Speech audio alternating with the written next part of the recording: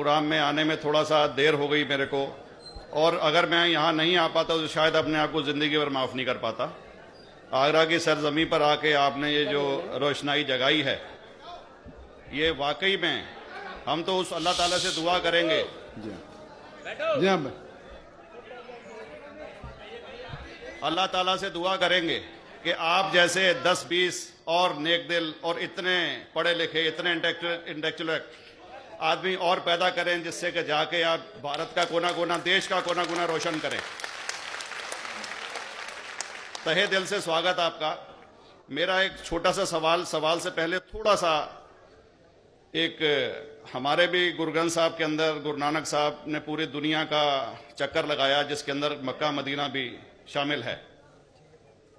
और जैसा कि एक सवाल इससे पहले हो चुका है कि गैर मुस्लिम जो है मक्का मदीना में अलाउड नहीं, या वहाँ का कैंटोनमेंट जो है अलाउ परमिशन नहीं देता।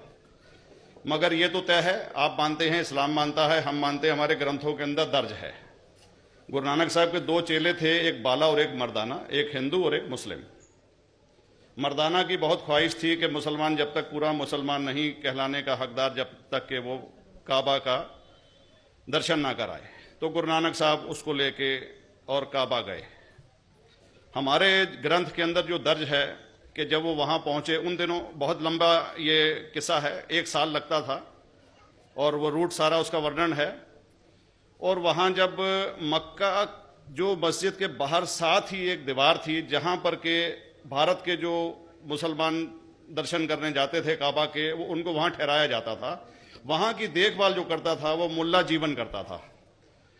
जब गुरु नानक साहब अपने चेलों के साथ में वहाँ पर पड़े थे, तो सुबह जब मुल्ला जीवन वहाँ की सफाई करने के लिए आया, तो उसने देखा गुरु नानक साहब के जो पैर थे वो काबा की तरफ थे। वो गुस्से में चिल्लाया कि ये कौन काफिर है जो कि काबा की तरफ पैर करके पड़ा है, और उसने गुस्से के अंदर आके उनके पैरों को झटका दिया, दूसरी तरफ किया। तो हमारे ग्रंथ के अंदर दर्ज जो किस्सा है उसके अंदर यह है कि काबा भी उस समय हिल गया, जिधर गुरु नानक के पैर जाते थे काबा उधर मुड़ता था। तो वो जोर से चिल्लाया, ये कोई हजरत है, ये कोई औलिया है। तो उस समय के जो काजी थे मक्का के, काजी रुकनुद्दीन साहब थे, और शाह शरफ, कई हस्तियों के नाम हैं उसमें।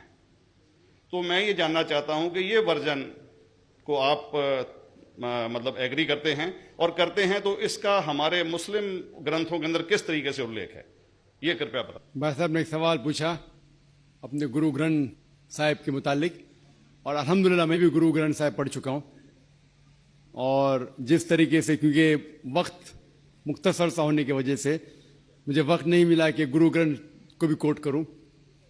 आपका सवाल का जवाब देने के पहले मैं आपसे ज़्यादा चाहूँगा कि इवन गुरु ग्रंथ की किताब पढ़ेंगे आप, ग्रंथ जिसे अधिग्रंथ कहते हैं, और कोई सिख से पूछेंगे कि खुदा का तसव्वुर क्या है, सबसे बेहतरीन जवाब कोई सिख दे सकेगा वो आपको कोट करेंगे जापू जी, जो गुरु ग्रंथ साहिब अधिग्रंथ के सबसे पहले चैप्टर है, सबसे पहला श्लोक, जिसके कहते हैं जापू जी।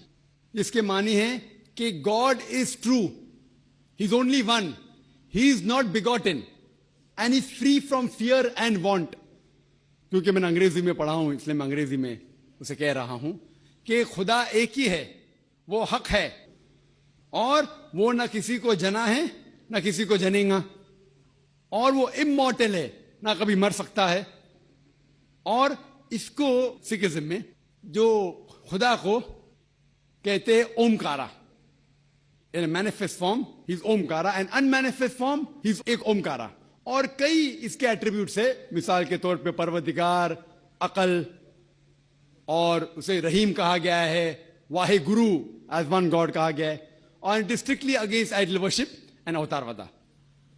भाई साहब का सवाल था कि उनने ग्रंथ में पढ़ा कि गुरु नानक साहब मक्का के, और उनका पैर काबा की तरफ था, और कोई मौलवी ने पैर को हिलाए और काबा हिल गया।